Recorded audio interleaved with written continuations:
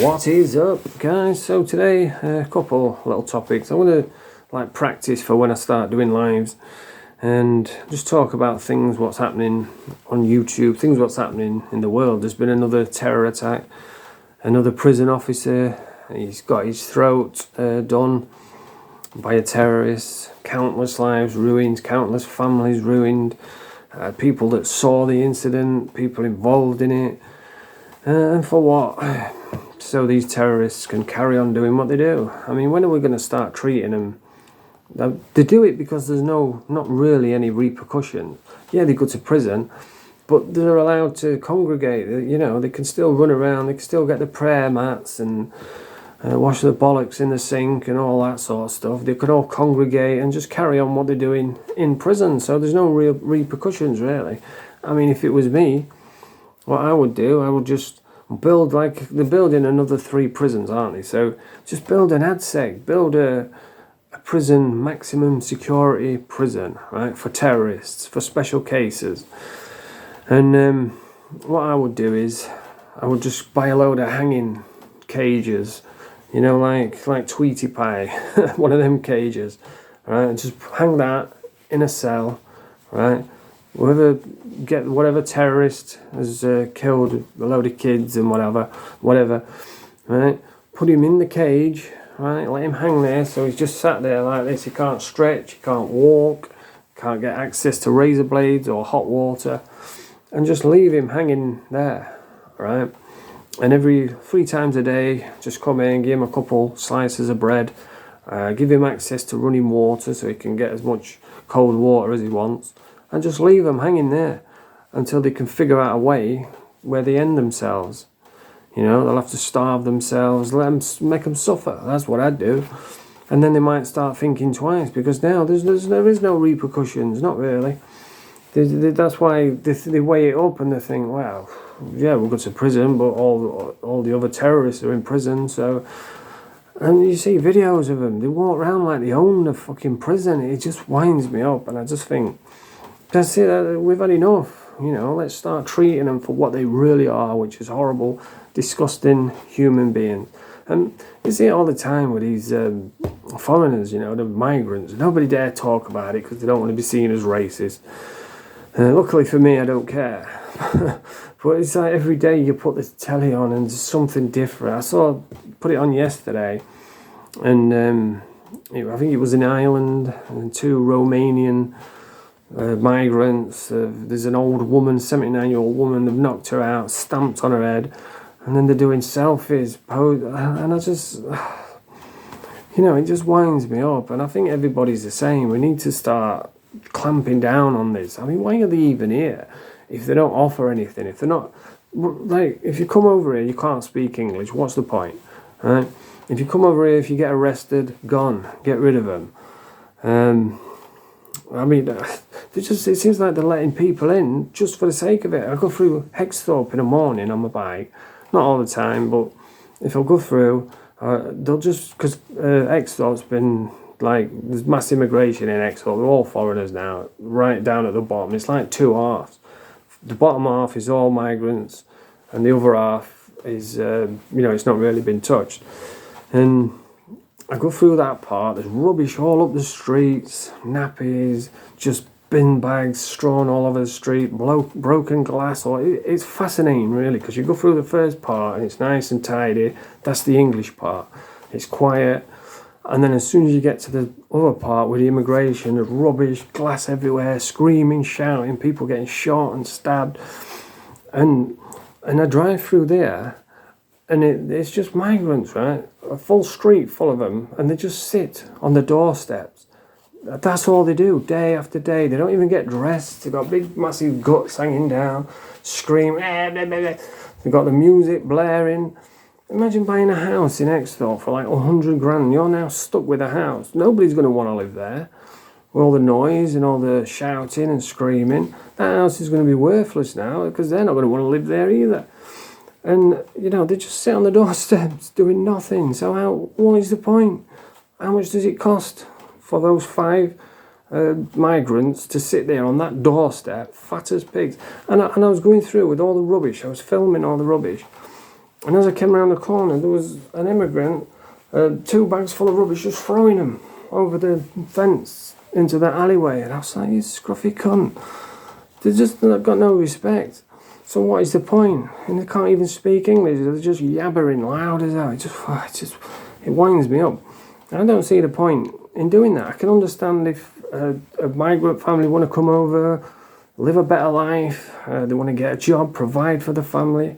You know, if they're polite and friendly, that's great. Not a problem. Absolutely no problem. But when they're coming over doing nothing, just screaming and shouting and throwing rubbish, it winds you up. And I just don't see the point. I know Starmer's like saying he's going to do something now, but no one believes a word he says, does it? All he says is, well, the last party. He's like, fuck off, you doughy little git.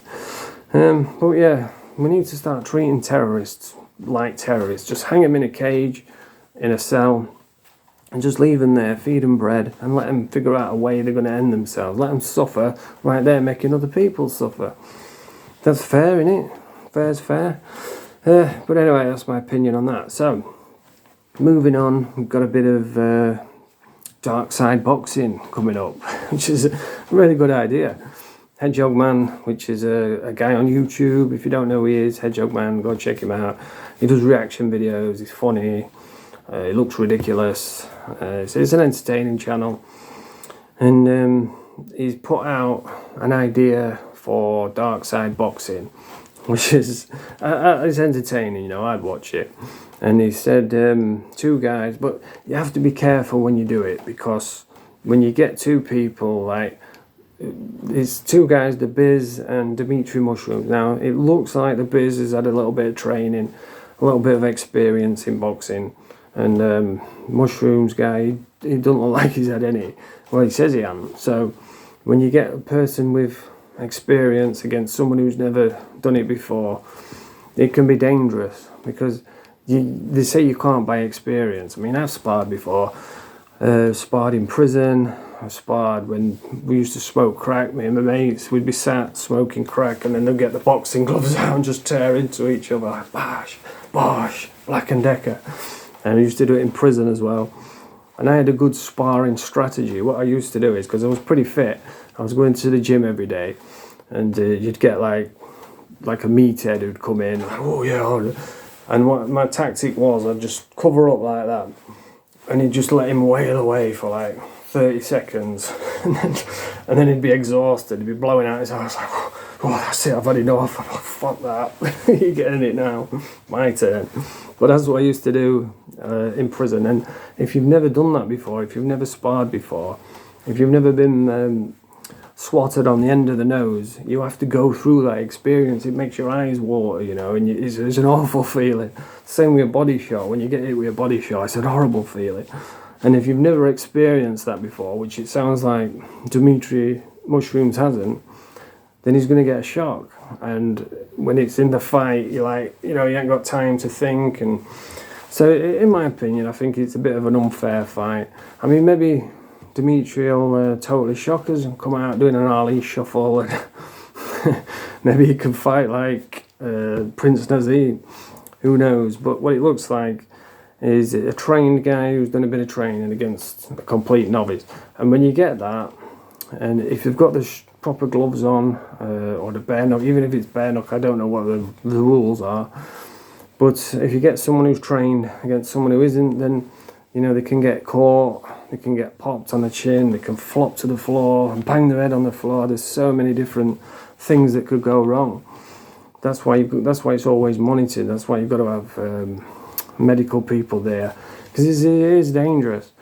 So what I would suggest, and what I think they're probably going to do, is put some massive pillars, gloves on, you know, maybe even get some Hedgehog, get in there. I don't know if they've got a proper ring, but just have fun with it, you know. You don't have to do like real proper bare knuckle fighting like Danny Christie and Decker Heggie and stuff like that.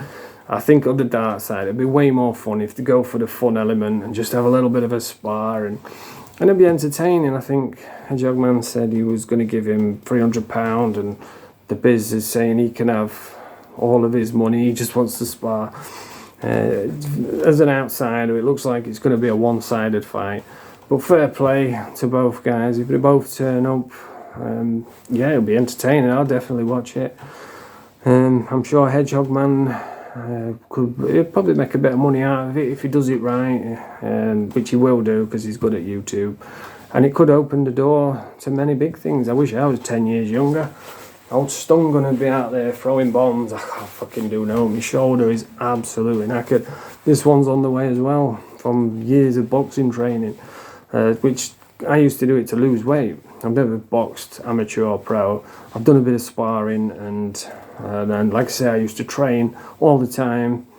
I used to go swimming, which is all wear and tear on your shoulders. And now, like, I'm all right now, but if I like start throwing haymakers, it starts. It's weird. I don't know what the problem is. I threw it out years ago. I threw like a right hand. I overextended it, and it's like it jumped out of the socket. And I had to whack it back in, and ever since then, it's not been right. And every now and again, like it happened the other day when I was in the changing rooms, I was trying a top on, and I lifted the top, and it like clicked. You know, just spat then, and it like clicked. I was like, ugh. And then I moved it around, and it like clicked back into place, sort of thing. And then it was all right, you know. So I've just got fucking dodgy arms, dodgy shoulders. Otherwise, I'd be throwing challengers out. I reckon Stun Gun versus Jordan play. It's in the making, innit? It's been 2 years in the making, but yeah, I can't fight no one. But yeah, it'd be great if they can get it over the line. It'd be funny, it'd be entertaining, and it could open the doors to bigger things. Who knows? Maybe down the road, because he's got all the equipment and he knows what he's doing. Hedgehog Man, he can produce songs. I mean, I wish I had his knowledge, you know. I think I can match him for banter, but he's way better at doing stuff than me. So it'll probably be well made. It'll probably be well done. It'll probably have a proper setting, and it'll be entertaining. And hopefully we could see who else could we have on there? Maybe Rackpull versus the bloated scruffy sheriff for the super underpants champion of the dark side. Whoever wins gets a trophy for the stinkiest guy on YouTube. What's happened to Rackpull anyway? And the winner gets an all-day saver to Meadowall. But what's happened to Rackpull? I've not seen him. I used to see his tubby little ill-looking face every day. I like the doc. He's quite funny. He is a bit. It does get a bit samey though, you know, like because he just constantly talks about the dark side. So it does get a little bit boring. But yeah, he's just suddenly vanished. I haven't seen the scruffy sheriff either. Has he vanished as well? That's the trouble with the dark side. It gets to your head, even if you don't think it does. Or you know, I remember when I first started, I was like, I don't give a fuck. It's not going to get to me. But it did. You know, I had people messaging me saying, "Oh, so and so's looking for it." I even get it now. I got it the last week. Someone messaged me saying, "Oh, some kids are trying to get your address so they can come to your house." And you know, you have to brush it off. You have to, but it does get to you. It does, especially when you're like me and you start overthinking. You know, I'm like that. I've been beat up loads of times. That's not what bothers me. It's the overthinking. You know, I'm thinking, oh well, he's in it. He's in on it. You know, and oh, what if he spoke to him? What if, and you know, your mind just starts fucking running wild with you, and you start questioning, is it worth it? So it can be tough on the dark side. So maybe the doc has just had maybe a little bit time away. Maybe the scruffy sheriff has as well. Maybe he looks like he could do with a few training camps to lose some of that bulk. But yeah, we'll have to see what happens. But anyway, I've droned on for long enough. And like I said, that's when I start doing lives, that's what I'm going to do, start talking a little bit and maybe interact. And yeah, I think it'll be something interesting to watch. So yeah, if you like this video, press the thumbs up, go and subscribe to the channel. Mange 2, YouTube, Mange 2.